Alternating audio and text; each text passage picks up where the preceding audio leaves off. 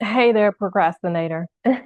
You are watching this video because you are in a space where you're always wanting all of those social media posts to be perfect before you post it, right?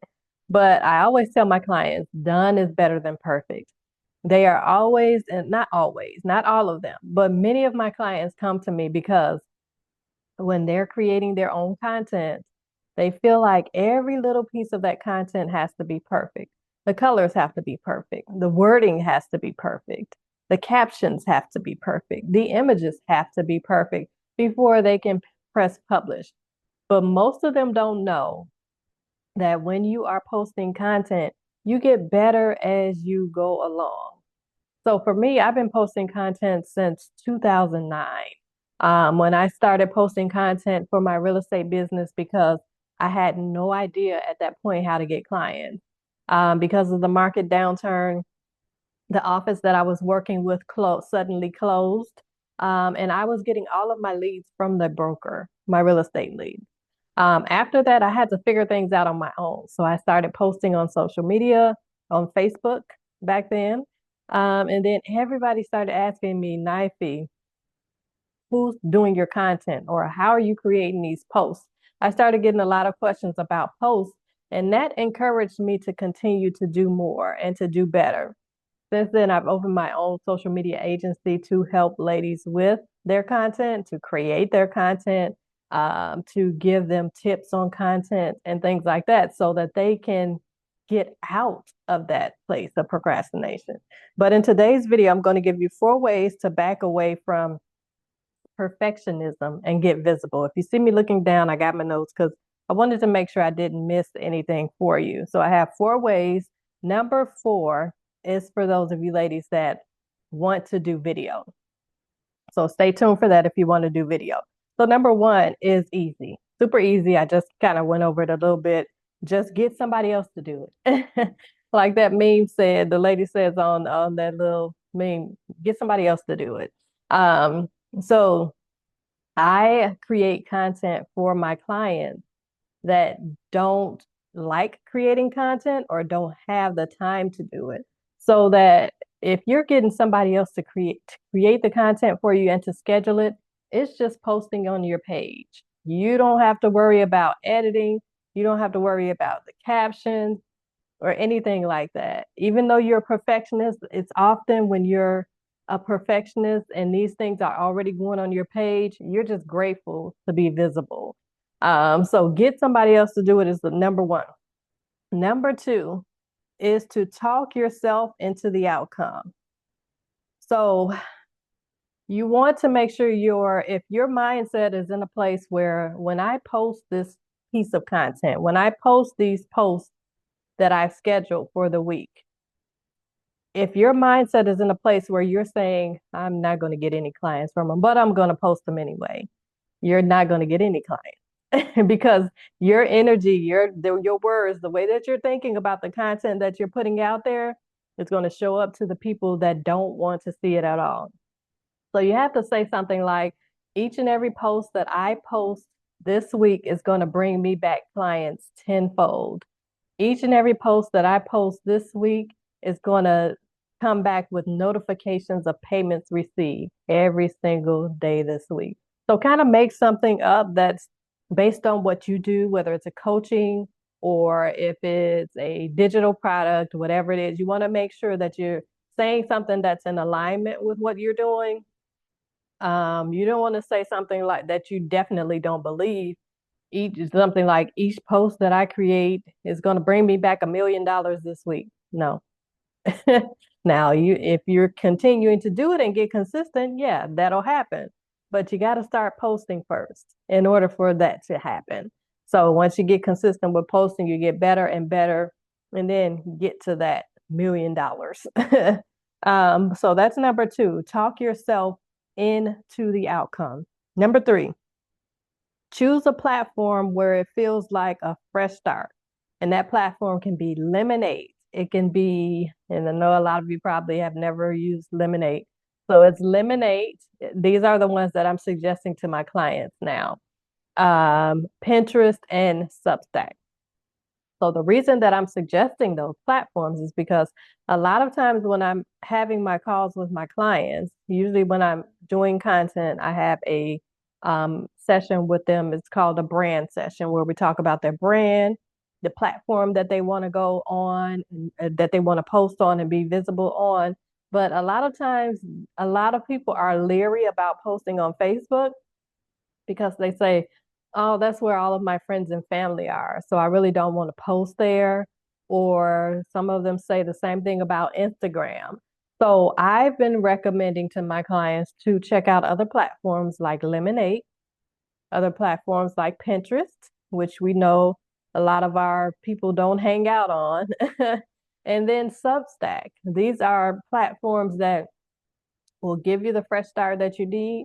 And then on many of these platforms now, you can launch Facebook. Now I don't advise that if you're doing a coaching program, but if you're doing something like a digital product, an ebook or something like that, then yeah, you can do a faceless um, page. But if you're not, whether you are or you're not, the platforms that you can be in a space where you are feeling like, okay, I have a fresh start here. I can post freely here. I don't have to worry about my mom's cousin seeing this or my friend from high school seeing this.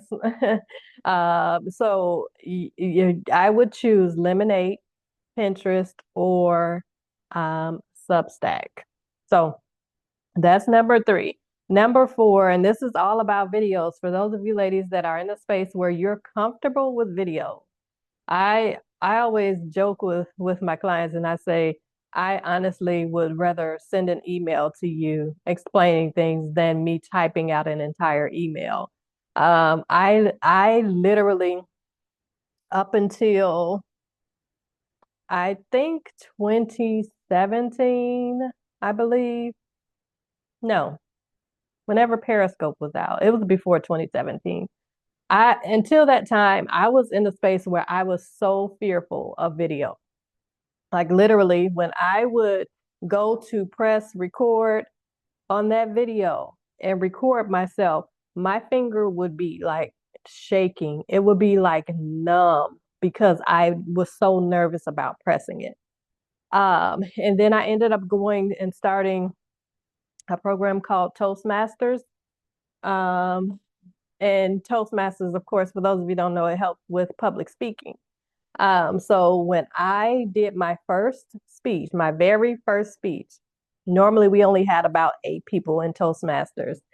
That day, they just decided to have an open house with family and friends day. So my very first speech was in front of 60 people. So after that, I kind of started thinking like, if I can speak in front of 50 people, I can do videos. So I started going on Periscope every single day. But I still had the issue of recording videos where I wanted them to be perfect. Periscope was live. You can say things like off the fly and things like that.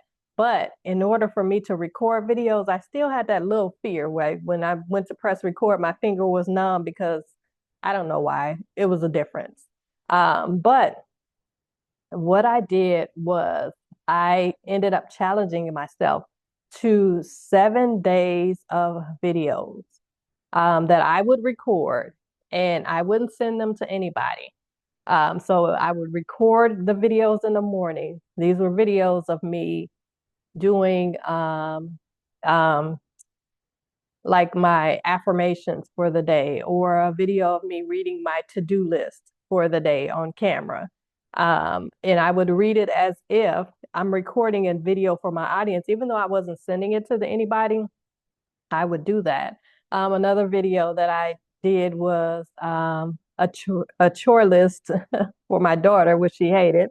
I did like a chore list, things that she had to do for the day. But I sent that to her. I didn't send it to anybody else. But for 7 days, I did videos like for those few things. At the end of the day, at the end of the night, I would go and I would look at the video. I wouldn't worry about it the entire day because I didn't want to stress myself out about it. I would look at it at the end of the day and see, okay, Knifey, what can I do better for tomorrow? Can I sit up straighter? Can I make sure my head is not like some of my videos, like when I look at some people's videos, they're like sitting super far down in their seat and there's like a ton of like space above them. Now that's fine if you're doing like the TikTok videos or things like that because you want the wording above. But when you're doing regular videos like this or teaching videos like this outside of that platform, make sure you're not doing too much space. So those are little things that I caught myself doing and I would change for the next day. So by the time that seventh day came, I was like, I am tired of recording these videos and sharing them with myself. So I did for the seventh day, I did a video introducing myself and who I am. Even though a lot of people knew who I was from my posts, they didn't know from video outside of Periscope. So I did a video introducing myself and what I did at that time. I was still selling real estate. So I put that on Facebook. I got tons of comments.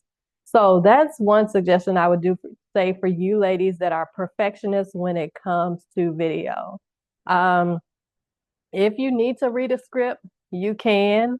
I am not a script person because I'm someone that can tell when somebody is reading a script on a video. It feels like it's not authentic to me when you see somebody reading a script. Now, for example, I have notes here. I have a ton of notes, but as you can see, I've only looked at them like maybe 3 or 4 times just to make sure I'm staying on point with the information that I'm giving you. But I'm not reading word for word. So when you are doing a script, I would suggest do like a quick overview or bullet points because if you're doing a video, it should be on something that you know, something that you already do. Like, for example, for me, for real estate, if I had to do a video on how to show a home, that video would be easy. I would probably write down 4 bullet points of what I'm going to talk about to stay on track and then just fill in the blanks as I flow along because it's something that I know about because I've been doing it for so many years. So that's another tip. But yeah, so that's 4. The first one is to just have someone create it for you, get somebody else to do it. Number 2 is to talk yourself into the outcome, affirmations. Number 3 is to choose a platform where it feels like a fresh start. Lemonade, Pinterest, or Substack. Number 4 is to challenge yourself for 7 days. And this is if you want to do videos. Um, I I highly suggest videos. Of course, regular posts are good to keep you out there, to keep you visible, but videos are key for people to get to know, like, and trust you even more, to know, to hear your voice. So I would say make sure you're rolling in videos. Um, once a week, if not once a week, at least a couple of times a month. Let people hear your voice, especially if you're launching a business. So if you all need more help, make sure you go ahead and click the link in the description. I'm going to add the link to our mentorship. It's passive income and prosperity mentorship. In there, we talk about all things passive income, of course. Courses, whether you want to do mini courses, signature courses. We have social media content in there, social media ideas. There's a ton of things in there. So I'm going to go ahead and link it below so that you can have a space to go where you can get the support that you need every single day in order to win and to get away from perfectionism. So let me know if you have any questions in the comments. Oh, one more thing. I created a guide that I am going to drop. I'll drop that in the description as well. It's called What Could I Monetize Right Now? So if you're in a space where you're not sure of what you're wanting to monetize, make sure you're going ahead and grabbing that guide. So, and that's a free guide. So I'll drop that below. All right. Talk to you soon.